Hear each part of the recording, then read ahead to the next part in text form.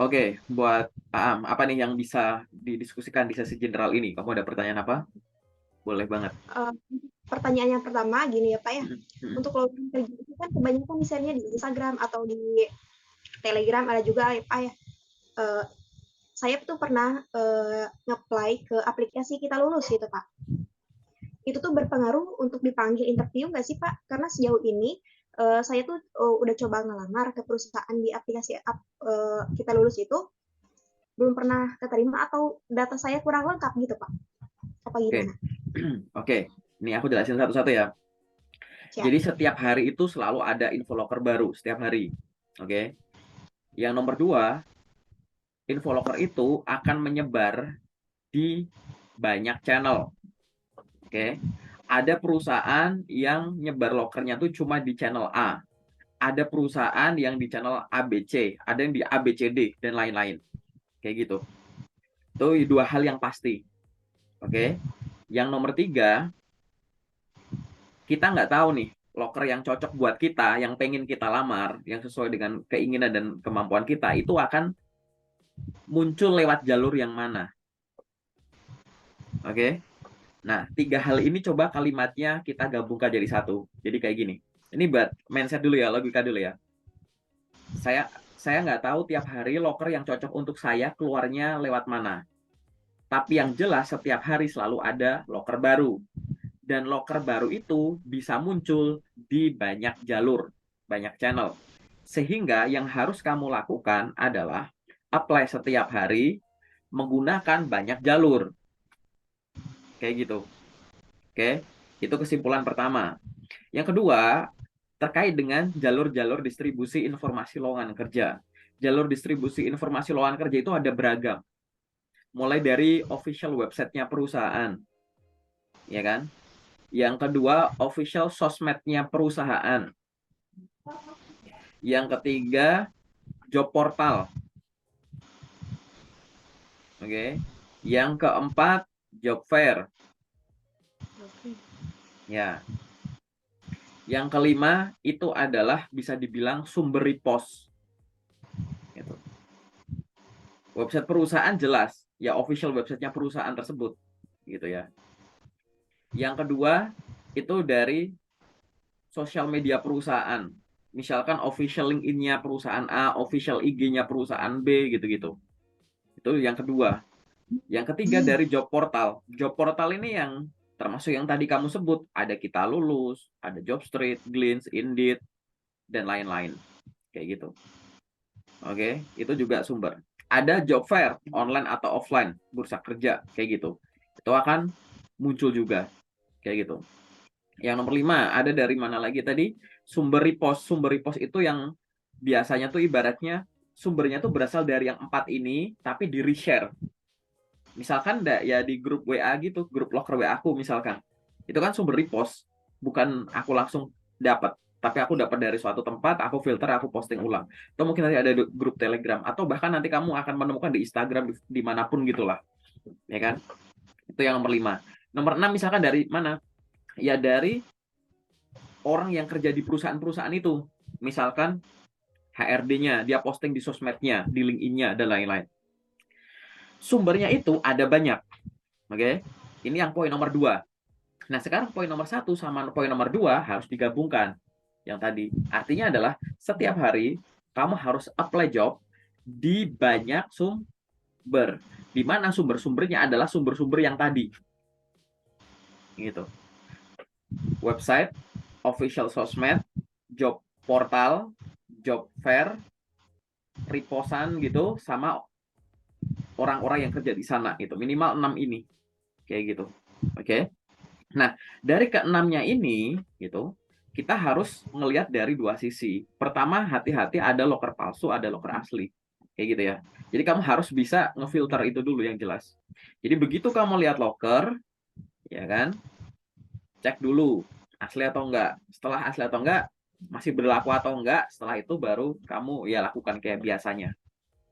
Nah, pada saat kita apply tadi gitu, ada yang performanya tuh bagus. Jadi kita ngirim banyak, ada info lah baik lolos atau enggaknya, ditolak, diterima gitu-gitu.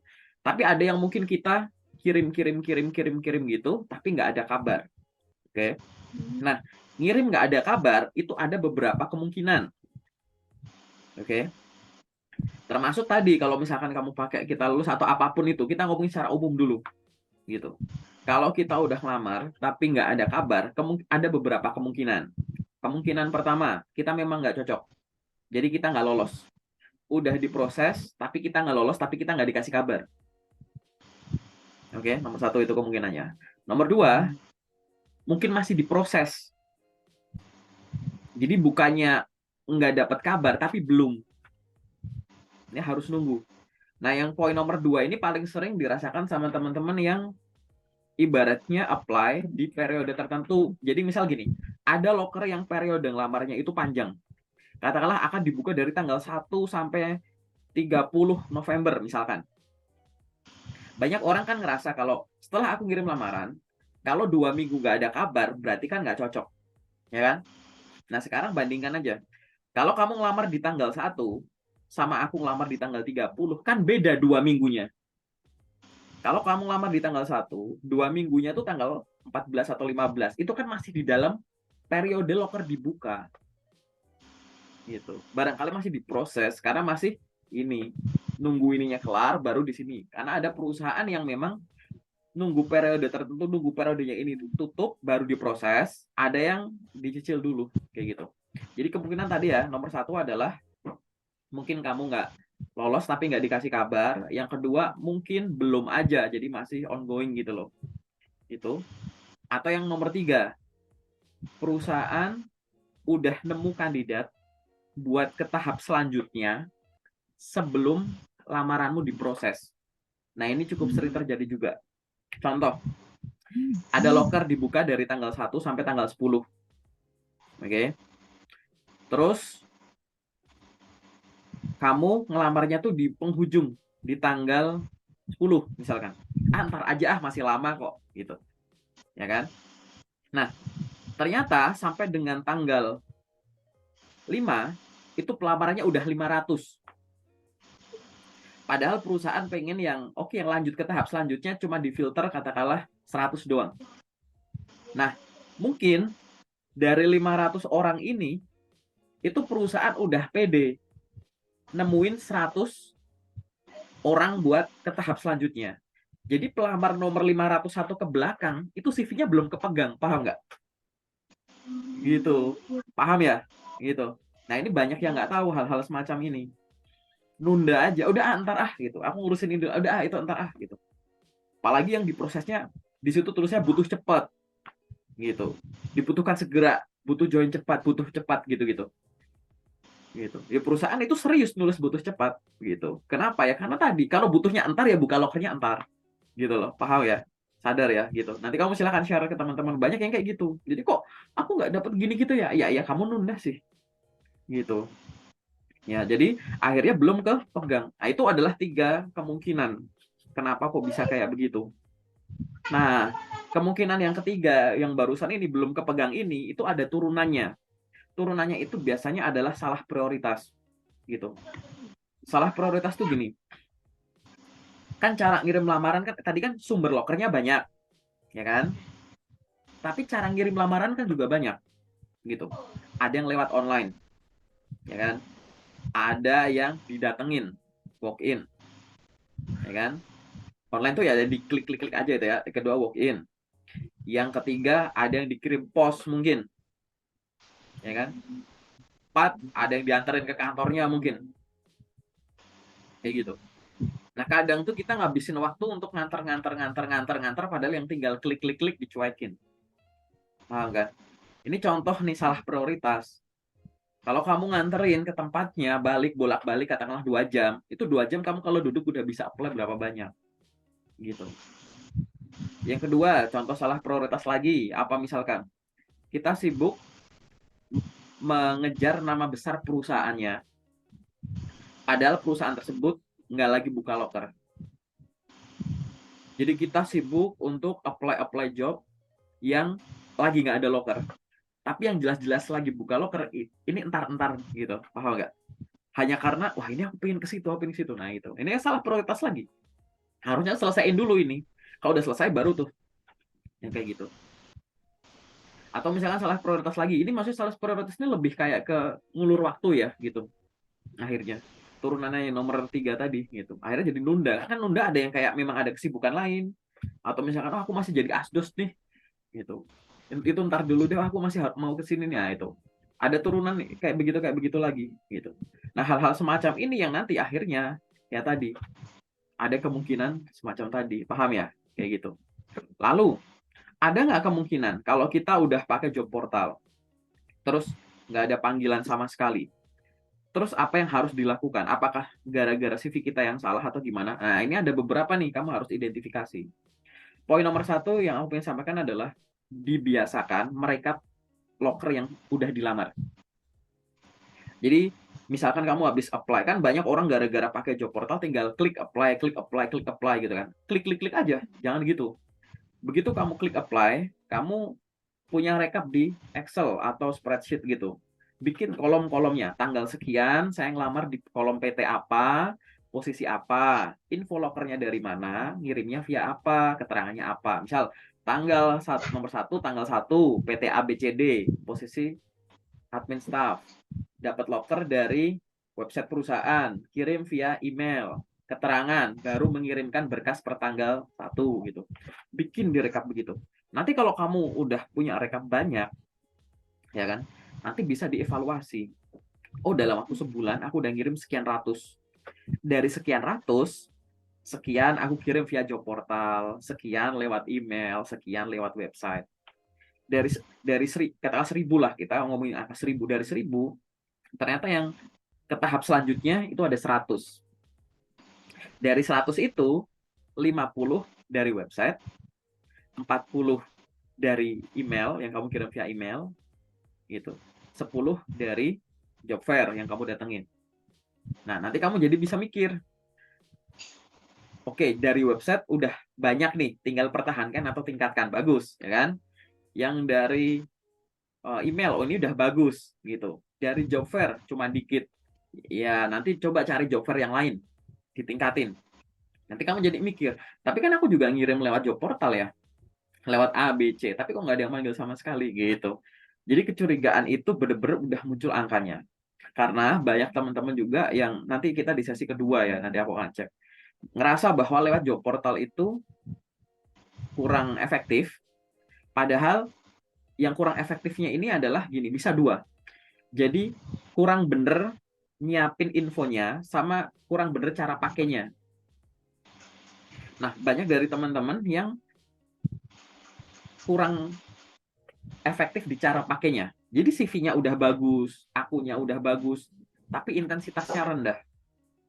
Teman-teman di grup loker yang ada kamu sehari bisa 20-30 lamaran per day minimal. Kayak gitu. Rata-rata sih kalau 20-30. Nah, kamu apakah intensitasmu udah setinggi itu gitu. Jadi kita lihat dulu bisa salah cara bikinnya atau salah cara pakainya. Yang harus dilakukan apa? Pada saat kita pakai job portal, aku nggak ngomongin kita lulus, ngomongin semua job portal gitu ya. Begitu kamu punya akunnya, yang harus dilakukan pertama adalah lengkapi akunnya. Semua info yang harus diisi itu diisi. Yang perlu dijabarin, dijabarin. Bahkan ada tulisannya opsional, kalau memang harus dijabarin, jabarin. Gitu. Penjabarannya itu lengkap. Karena banyak job portal pakai sistem ATS. Dia akan nge-scan tuh dari kelengkapan akun yang kamu punya. Kalau kita cuma nulis seadanya, cuma nulis kolom-kolom, ngisi kolom-kolom yang wajib diisi, yang enggak, ya gimana? Gitu. Jabarin kalau punya pengalaman magang di sini. Bikin poin-poinnya. Panjang nggak apa-apa, karena job portal nggak ada batasan halaman kayak yang direkomendasikan pada saat kamu nulis resume atau CV. Jadi harus di breakdown yang lengkap. Jadi begitu sudah di breakdown lengkap, udah ditulis dengan benar lengkap gitu ya. Sekarang tinggal ngecek cara nulis yang benar di setiap dokumen yang diupload di job portal tersebut. Misalkan CV gitu. Dicek ulang nanti CV-nya gitu. Udah bener belum cara nulisnya? Udah menjual belum caranya? Kata kuncinya udah bener belum? Kayak gitu. Jadi nanti kalau yang profilnya udah lengkap, yang dilampirin udah lengkap, minimal dalam tanda kutip itu udah bener cara bikinnya. Oke? Minimal. Nah, sekarang kalau bener cara bikinnya udah selesai, tinggal pertimbangan nomor 2, bener cara pakainya. Gitu. Cara pakai itu apa? Misal tadi intensitas tinggi, jangan rendah, ya kan? Termasuk direkap dan lain-lain. Yang kedua adalah coba pilih kualitas lokernya. Loker yang tersebar itu kan kualitasnya beda-beda, ya kan? Gitu. Kamu cek dulu kualitasnya. Maksudnya kualitas itu adalah ya tadi yang pertama asli atau palsu dulu gitu. Karena kadang-kadang suka ada aja gitu info-info loker yang nggak valid kayak gitu di banyak sumber gitu. Terus habis itu kamu setelah ngecek itu, kamu cek juga dari apa kualifikasi yang dibutuhkan. Ya, di situ tuh bener-bener kamu bisa terpenuhi nggak gitu. Jangan-jangan kamu ngincer posisi A, tapi di CV dan di akunmu tuh sebenarnya udah ditulis dengan lengkap, tapi kamu kurang menonjolkan sisi kemampuan A yang dibutuhkan gitu loh. Kualifikasi kata-kata kuncinya nggak ada gitu. Itu yang harus dilakukan. Terus apa? Tadi kan aku mau bener cara bikin dan bener cara pakainya. Nah, kalau kita menggunakan job portal, kamu harus sadar orang di balik job portal tersebut itu bisa diajak ngobrol. Paham nggak? Kamu ngirim lewat kita lulus atau apapun kan di balik layar kan ada operatornya, ada orang yang lagi buka akunnya. Paling bedanya adalah yang nongol di kamu adalah tampilan job portal versi job seeker, tapi di balik sana kan pasti ada tampilan job portal versi recruiter. Nah, kalau kamu udah apply suatu job dari suatu perusahaan, jangan berhenti di apply terus langsung nyari next job, jangan kayak gitu. Jadi begitu tadi kamu udah apply job, direkap dulu, oke, setelah direkap, nama perusahaannya kamu cari di LinkedIn, kamu cari di Instagram, gitu. Di Instagram cari nama PT-nya, ada, kamu follow aja. Barangkali di situ kamu bisa dapat update info. Nama perusahaannya kamu ketik di LinkedIn, nama perusahaannya. Kalau misalkan ada namanya kayak PT Aam Aminah, misalnya kayak kamu ya, PT Aam Aminah, nggak usah ditulis PT-nya, langsung tulis aja Aam Aminah gitu. Di search di atas, set gitu. Begitu di search, kamu cari official LinkedIn perusahaannya, kamu follow dulu, diikuti. Setelah itu baru main filter ke bagian people atau orang. Cari orang yang statusnya kerja di sana atau pernah kerja di sana, yang jabatannya HR. Connect aja ke mereka. Kayak gitu. Nanti kalau mereka cepat respon, kamu bisa nge-DM, silahkan perkenalkan diri aja. Selamat pagi Bu, perkenalkan nama saya ini. Terima kasih sudah menerima permohonan koneksi saya. Beberapa waktu yang lalu atau kemarin saya melamar pekerjaan sebagai ini di perusahaan ini melalui platform ini. Mohon informasi apakah Ibu adalah rekruter yang memproses lamaran tersebut? Apabila iya, saya ingin menyampaikan bahwa saya sangat tertarik untuk bekerja di posisi tersebut, dan apabila Ibu membutuhkan informasi tambahan terkait kualifikasi saya, silakan saya dapat dihubungi melalui akun LinkedIn ini. Ibu juga dipersilahkan untuk mereview mereview akun LinkedIn saya gitu. Diajak ngobrol gitu. Atas informasi dan kesempatan yang diberikan, saya ucapkan terima kasih. Kirim chatnya. Mau dibalas kayak nggak dibalas kayak terserah. Yang penting begitu. Karena apa? Karena kita tahu di balik job portal itu orang. Banyak orang saking gampangnya sambil rebahan aja send, terus tiba-tiba ngeluhnya aku udah ngirim banyak, mudah, ternyata nggak ada yang respon. Akhirnya ngomong, percuma install aplikasi ini, bisa lewat HP, nggak ada yang respon. Gitu. Jangan sesuatu yang mudah itu jadi digampangin gitu. Paham kan? Walaupun job portal bisa di genggaman sambil kamu rebahan, guling-guling ngapain, sambil jalan, sambil ngapain, bisa apply gitu. Tapi kalau cuma ngeklik gitu doang, ya nggak cukup. Kenapa? Karena kamu bukan pelamar tunggal. Paham nggak? Job yang lagi dibuka tuh pelamarnya bisa ratusan sampai ribuan. Lah kalau kalian semua cuma ngeklik gitu doang, kalian kelihatan sama. Paham nggak? Orang pinter kalau ngumpul di satu tempat, sama pintar semua, jadi kelihatan sama kan, setara kan. Paham nggak? Gitu. Kamu harus melakukan hal yang mungkin job seeker lain nggak lakukan. Ngapain? Ngajak ngobrol orangnya, cari di LinkedIn. Di luar sana banyak banget teman-teman fresh graduate yang nggak tahu LinkedIn itu apa. Kamu harus mikir, di luar sana banyak yang lebih hebat dari aku. Fresh graduate lebih pintar dari aku banyak. Tapi di antara orang-orang yang lebih hebat dari aku, sebagian nggak tahu apa itu LinkedIn. Gitu loh. Kamu manfaatin sisi itu untuk ngalahin mereka. Hal-hal semacam itulah yang harus kamu lakukan. Intinya adalah benar cara bikinnya dan benar cara pakainya. Hal-hal ini nggak bakal diajarin di di kampus gitu. Ini aku ngomongin ini materi kalau aku ngisi webinar kayak gitu. Oke, paham ya? Kegambar nggak? Kayak gitu. Nah, oke. Kalau ada respon atau pertanyaan lain boleh, silahkan. Gitu. Untuk yang kita melamar kalau di job fair atau datang langsung ke Disnaker kan suka ada ya Pak ya, misal tuh di hari apa ada job fair atau di Disnaker disediain yang namanya tuh job, misal tuh yang toko-toko retail ya Pak ya, kayak Alfamart, Indomaret, itu berapa untuk terima kerja sebagai itu kan itu udah langsung di interview Pak ya? Langsung interview Itu terus? berapa persen sih keterimanya atau gimana sih Pak? Berapa persen?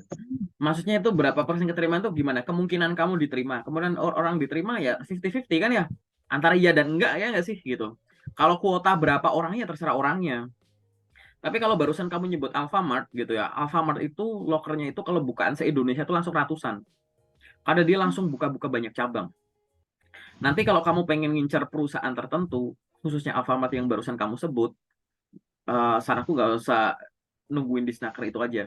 Buka channel YouTube-ku, ada playlist, judulnya tuh playlistnya lowongan kerja per perusahaan kalau nggak salah. Saya ingatku. Nah itu di situ nanti kamu buka, isinya adalah tipsku untuk nyari loker perusahaan tertentu. Di antara video itu ada Alfamart. Itu aku jelasin cara nyari loker Alfamart itu gimana. Itu banyak banget loker Alfamart itu. Serius. Sejauh ini kalau aku ini ngomong serentak se-Indonesia ya rekrutmen gitu. Sejauh ini kalau aku ngelihat loker Alfamart kalau lagi muncul gitu, langsung semua outletnya ya di kota-kota itu langsung banyak dan itu sering. Mungkin kamu pernah lihat nggak aku repost di grup yang Alfamart banyak banget gitu jadi satu PDF gitu. Kadang bisa ya 50 halaman, 60 halaman itu sebanyak itu kalau Alfamart lagi open. Nah, silahkan diincar aja. Ingat tadi kamu ngomongin di Snacker, ngomongin gini, itu adalah salah satu channel aja. Itu adalah turunan dari 6 yang tadi aku sebut, itu cuma turunan dari katakanlah itu apa ya? Lembaga kali ya. Atau job portal lah menurutku jadinya akhirnya kalau itu. Gitu karena kan di sana kan juga ada ininya kan, ada kayak job portalnya kan. Ya udah itu turunannya dari job portal aja. Kayak gitu. Tapi kan ya balik lagi itu hanya sekecil. Channel yang lain gimana? Kamu pakai nggak? Kayak gitu. Job fair. Nanti ngelihat loker hari ini juga ada job fair ya, aku share dan lain-lain. Nah itu yang harus dilakukan. Sekarang cara memperbaiki kalau kamu main job portal tadi. Intinya adalah lengkapi isinya. Kedua, bener cara pakainya. Yang ketiga, diintegrasikan dengan LinkedIn minimal. Gitu. Kalau mau lebih lengkap lagi bisa nggak? Bisa. Nomor 4 adalah jangan lupa branding. Nah, ini yang amat sangat lupa dilakukan sama job seeker khususnya fresh graduate. Kita itu malah pada saat kamu jadi job seeker, kamu tuh malah susah ditemuin sosmednya. Ditemuin LinkedIn-nya susah, ditemuin IG-nya susah, TikTok-nya susah gitu. Atau sekalinya ditemuin nih misalkan, aku nemuin akun LinkedIn-mu, tapi akun LinkedIn-mu tuh kayak udah mati, kayak nggak udah bertahun-tahun nggak dipakai gitu. Gitu. Ya susah. Kenapa? Kenapa kok harus branding juga? Jangan sampai lupa. Ini adalah jawaban poin terakhir dari pertanyaanmu yang tadi. Kenapa harus ada branding? Karena gini, di luar sana orang tuh bisa dapat job tuh karena dua hal. Pertama, gara-gara dia ngelamar. Jadi ngelamar terus ngikutin tahapnya, keterima. Oke, gitu. Tapi ada orang yang nomor dua. Nomor dua ini adalah orang itu ditawarin. Tiba-tiba di DM mau ada affiliate, di DM disuruh endorse, di DM diajak ini, di DM ditawarin kerja. Di LinkedIn banyak banget kayak gitu. Nah, balik lagi. Terus nanti kamu dapetnya apa? Ya kita nggak tahu. Gitu. Kamu dapetnya pakai cara yang mana? Ya kita nggak tahu. Tapi dua-duanya mungkin kan. Nah, kalau dua-duanya mungkin, maka kamu harus mengupayakan dua-duanya. Aku meningkatkan kemungkinan aku bisa lolos gara-gara ngelamar kerja, sambil aku meningkatkan kemungkinan aku lolos gara-gara aku ditawari. Kalau lolos gara-gara ngelamar kerja, caranya gimana? Yang barusan kita obrolin, bener cara bikin dan cara pakai semua channel. Gitu. Nanti kamu tinggal pelajari tahap-tahap rekrutmennya. Gitu. Meningkatkan kemungkinan ditawari gimana? Aktifin sosmedmu. Sosmed isinya cuma entertainment. Kadang cuma following follower di protect, nggak ada postingan. Kamu di interview, saya orangnya adalah orang yang komunikatif, mudah bergaul, terbiasa komunikasi dengan banyak orang. Lihat IG-nya di protect. begitu nggak diprotek, isinya nggak ada postingan, cuma following follower. Kayak gitu kita mau percaya gitu kamu orangnya komunikatif gitu kan, nggak bisa gitu. Kamu harus branding, karena kalau cuma, kenapa kok harus kayak gitu, ibaratnya gini deh kalau mau pakai logika, kan banyak tuh ya orang lulusan psikologi kan ya gitu. Apa semua orang lulusan psikologi itu otomatis kalau ada loker HR langsung masuk? Kan nggak, diseleksi lagi kan, kayak gitu. Ada orang jurusan perikanan, kalau ada loker soal perikanan apa mereka langsung masuk gitu kan, enggak. Ada orang jurusan hukum, kalau ada loker legal gitu langsung masuk kan, enggak, difilter lagi. Nah itu karena ada filter lagi, ini kenapa? Karena tuh perusahaan ingin tahu bener-bener sesuai kompetensi nggak nih, walaupun background pendidikannya relevan, tapi bener-bener nguasain nggak gitu. Nah kamu kan bisa pamer tuh nguasai itu lewat sosmed. Kamu udah menempuh pendidikan apa gitu. Misal aku kuliah manajemen, fokusnya ke manajemen SDM misalkan kayak gitu. Sharing aja, bikin konten tiap hari di LinkedIn, atau kontennya yang bisa diposting di mana-mana bareng gitu. Misal video pendek, kamu upload ke LinkedIn, kamu upload ke IG Reels, kamu upload ke YouTube Short, kamu upload jadi video TikTok misalkan kayak gitu. Boleh sharing terkait dengan itu. Aku sering ngasih contoh ke teman-teman dengan jurusan pertanian ya. Misalnya aku kuliah jurusan pertanian. Terus nanti aku bikin konten gitu. Teknik menanam cabai di rumah. Kan simpel tuh. Teknik menanam jeruk di rumah. Teknik menanam apa di rumah. Padahal kalimatnya juga sama formatnya. Teknik menanam titik-titik di rumah. Tapi aku posting terus. Bayangin kalau aku sehari posting kayak gitu 2. Setahun udah 700 postingan tentang cara menanam titik-titik di rumah. Itu kalau ada orang yang nyasar ke akunmu, ke LinkedInmu misalkan, lihat postinganmu isinya kayak begitu, apalagi backgroundmu pertanian, orang itu makin apa? Yakin, oh ini orang pasti paham soal pertanian dan dia suka karena konten dia terkait itu terus gitu. Nah sekarang kalau kamu pengen nge-branding dirimu orang lulusan jurusan A yang mampu A, tapi nggak ada yang berkaitan dengan itu, ya gimana? Gitu, ya kan? Gitu. Nanti akhirnya apa ya? Tadi kelihatan setara sama yang lain. Gitu kan ibaratnya kalau perusahaan kita pakai sudut pandang terbalik. Kalau perusahaan ngeliat kamu kan, kita kan nggak tahu nih kandidat gimana, ya nggak, kayak gitu. Sama kayak gini lah, kamu masuk ke peternakan bebek gitu, terus lihat semua bebek kan kayaknya mukanya sama ya, kayak gitu. Atau kalau nggak, kamu ada minuman tumpah terus banyak semut, kamu lihat tuh kayaknya semut satu sama yang lain kan sama ya, kelihatan ada yang lebih keker dari yang lain nggak kan, nggak ya, kayaknya sejenis gitu ya. Kenapa? Karena mata kita belum belum terbiasa membedakan itu. Tapi kalau sesama bebek kan nggak mungkin salah kenal ya gitu. Sesama semut nggak mungkin salah kenal, sama aja. Coba bantu pihak perusahaan, baik itu HRD atau user, untuk tahu bahwa kamu tuh beda dengan dari pelamar yang lain. Gitu. Caranya adalah dengan melakukan sesuatu, nggak harus dengan pinter-pinteran kok, nggak harus dengan hebat-hebatan. Coba lakukan sesuatu yang mereka yang lain itu nggak ngelakuin. Kayak gitu. Paham ya? Oke, nanti ini sharing ke teman-temanmu nih. Kalau gini Pak, kan kita tuh semua tuh punya pengalaman Pak ya, tapi di bidang aviasi misalnya. Nah, saya tuh melamar di salah satu perusahaan, tapi kebutuhannya tuh admin, tapi di banner tersebut tuh harus berpengalaman sebagai admin juga. Apakah itu, kan saya tuh di aviasi, apakah bisa itu untuk pengalamannya, apa harus benar-benar pengalaman admin gitu? Apa gimana? Ya, jadi gini, kamu yang harus dilakukan pertama kali adalah kayak gini. Saat kamu lihat loker itu kan ada kualifikasi. Di kualifikasi itu kan udah tuh dibutuhkan orang yang begini gitu. Nah, iseng aja posisi misalnya ada loker admin. Admin tadi kamu cari di Google. Kualifikasi menjadi seorang staf admin. Dibandingin antara yang ada di poster loker dan ada yang di Google. Atau mungkin kamu browsing kemampuan apa saja yang harus dimiliki oleh seorang staf admin, atau di chat GPT. Sebutkan dan jelaskan 20, langsung banyak aja, 20 atau 15 kemampuan yang harus dimiliki oleh staf admin, dibaca. Saat di situ udah kamu baca, ya kan? Itu kan pasti kan nanti akan ada yang, oh saya udah tahu, saya udah menguasai. Saya tahu tapi saya masih ya belum menguasai lah, kurang mahir. Atau malah saya ada yang saya belum bisa. Nah, kalau yang udah menguasai sama kurang gini, itu silahkan kamu bentuk sendiri, bahasanya kamu tulis di CV kayak gitu.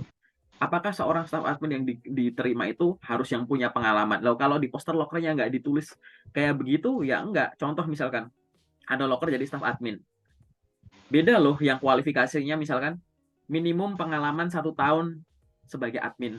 Kayak begitu. Sama yang itu nggak disebut. Tiba-tiba tulisannya menguasai Microsoft Office dalam kurung Word, Excel, PowerPoint kayak gitu. Ini kan bisa jadi dua hal yang beda walaupun sama-sama loker admin. Ada loker yang kadang menuntut kamu pernah di suatu posisi tersebut. Ada loker yang dia tuh nggak menuntut kamu pernah di posisi tersebut, tapi kamu bisa itu. Ada juga yang tengah-tengahnya itu. Jadi misalkan pengalaman minimum sebagai admin, pengalaman minimum 1 tahun sebagai admin, fresh graduate dipersilahkan melamar. Itu kan kamu mau pernah jadi admin atau enggak, boleh. Kan ada 3 ini loh, ya kan? Harus pernah jadi admin, nggak pernah jadi admin nggak apa-apa, pernah jadi admin atau enggak ya nggak apa-apa, gitu. Yang penting sekarang kualifikasinya apa? Mampu menguasai Microsoft Office, tulisannya gitu. Nah, kamu silahkan tonjolkan itu. Dari mana kamu bisa menguasai Microsoft Office? Ya dari periode kuliah misalkan. Dari periode kuliah kan kamu nggak cuma kuliah doang. Kan kamu ada praktikum, kamu ada organisasi, ada kepanitiaan, ada magang. Di mana itu semua mungkin akhirnya apa? Kamu tonjolin. Jangan cuma saya bisa Word, Excel, PowerPoint itu biasa. Kamu tulis gitu. Misalkan di CV-mu menguasai Microsoft Word. Di situ kamu tulis pembuatan laporan, pembuatan proposal ini, pembuatan ini, misalnya gitu. Terus tulis Microsoft Excel, fungsi fungsi ini, VLOOKUP, HLOOKUP, pivot table, ini, gitu-gitu. Jabarin kamu bisanya apa. Nah, nanti kalau ditanya, di interview, kamu kan masih fresh graduate nih, nggak ada pengalaman jadi staff admin. Kenapa kamu pengen ngelamar jadi staff admin? Kamu bisa apa? Gitu. Ya, kamu sampaikan nanti hasil risetmu. Berdasarkan riset yang telah saya lakukan, seorang staf admin itu bertanggung jawab untuk melakukan proses administrasi data terkait dengan data yang begini-begini sehingga dapat disusun, disimpan dengan baik, dan dapat didistribusikan sesuai dengan bagian-bagian yang membutuhkan. Walaupun saya belum memiliki pengalaman kerja menjadi staf admin, saya terbiasa melakukan kegiatan-kegiatan administratif. Misalkan, pada saat saya berkuliah, saya terbiasa untuk menggunakan Microsoft Word untuk penyusunan dokumen, baik itu proposal ini, laporan praktikum, maupun ini. Saya juga terbiasa untuk menggunakan Microsoft Excel dalam pengolahan data. Baik itu menggunakan formula ini saya sudah familiar dengan itu semua, dan saya juga terbiasa menggunakan Microsoft PowerPoint untuk penyajian data dipresentasikan di depan rekan, dosen maupun pihak-pihak pada saat saya berorganisasi. Yang saya tahu kemampuan Microsoft Office di atas rata-rata tersebut dapat saya gunakan untuk mensupport kemampuan saya di saat saya diberikan kesempatan untuk menjadi seorang staff admin. Kayak gitu. Kamu nonjolin. Seolah-olah kamu bilang, ya gue memang gak ada pengalaman sebagai staff admin. Tapi kan gue punya kemampuan gitu. Gitu kan. Gitu. Yang bisa jadi kayak gitu. Gitu. Ini loh. Gitu. Karena saya nggak cuma kuliah aja loh. Gitu. Itu yang kamu tonjolin. Gitu. Paham nggak? Gitu. Jadi jangan terintimidasi kayak harus pernah magang jadi admin buat ngelamar kerja di admin. Ya enggak. Jurusan saya aviasi lo nggak apa-apa. Nggak usah. Nanti kamu jangan bingung kalau misalkan jurusanmu kan ini, kenapa kamu ngelamar sebagai ini? Ah, gitu. Jurusanmu kan misalkan aviasi gitu. Kenapa kamu lamar jadi admin? Aviasi kan pesawat gitu. Ya kamu sampaikan, betul Pak atau Bu, aviasi memang berkaitan dengan pesawat. Waktu itu saya berkaitan dengan mesinnya, engineeringnya. Namun pada saat saya menempuh pendidikan tersebut, saya memiliki banyak kesempatan untuk mengaplikasikan kemampuan administrasi saya, khususnya pada saat menggunakan Microsoft Office. Saya terbiasa membuat banyak laporan menggunakan Microsoft Word, mengolahnya menggunakan Microsoft Excel, dan mempresentasikannya dalam bentuk PDF dan PowerPoint, misalkan kayak gitu. Dari pengalaman saya tadi, saya yakin bahwa saya dapat menggunakan itu pada saat saya bekerja menjadi staf admin. Saya juga memiliki tingkat ketelitian dan kesukaan apa misalkan gitu yang tinggi terhadap pengolahan angka maupun huruf gitu-gitu. Hal ini bisa dilihat dari misalkan sosial media maupun atau artikel-artikel yang biasa saya posting melalui website, blog maupun sosial media yang saya cantumkan di CV saya gitu. Jadi seolah kamu bilang kalau nggak percaya aku jago nulis, jago gini, itu cek sosmedku tuh aku lampirin di CV. Kamu tantang seolah-olah. Tapi dengan bahasa profesional yang elegan, paham kan? Kayak gitu. Nah, di sini ya, adalah hal-hal yang bisa kamu lakukan. Kayak gitu. Paham ya? Gitu. Sampai di sini cukup paham? Oke ya, kayak gitu.